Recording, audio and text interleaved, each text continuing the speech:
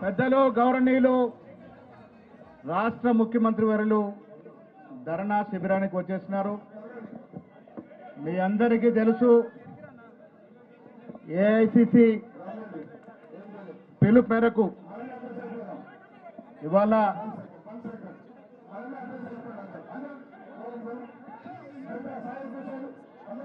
అందరు కూర్చోవాలి. దయచేసి ఎవరు నిలబడద్దు. రామాన్ని వెనక్కి వచ్చేసేయండి. ఎవరు నిలబడద్దండి దయచేసి. ఎక్కడ వాళ్ళలో కూర్చోండి దయచేసి.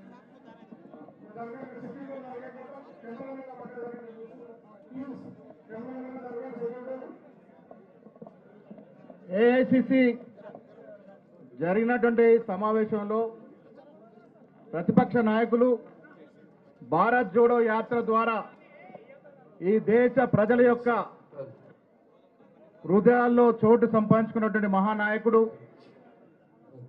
ఇవాళ మూడవసారి 400 సీట్లు పై వస్తాయని ప్రగల్భాలు పిలిచినటువంటి బీజేపీకి ఒక గుణపాఠం చెబుతూ పెద్ద సంఖ్యలో సీట్లు సంపాదించి అధికారం కొద్ది దూరంలో ఉండిపోయినప్పటికీ కూడా కుంగకుండా ఈ దేశ ప్రజల కోసం మేము ఎక్కడ కూర్చోవడానికన్నా సిద్ధమని రాహుల్ గాంధీ గారు ప్రతిపక్ష హోదాలో కూర్చున్నారు.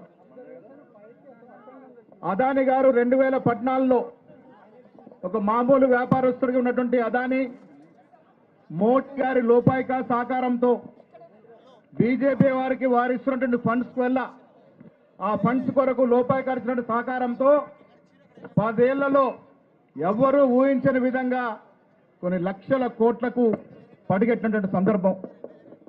ఈ సంపాదించిన తీరే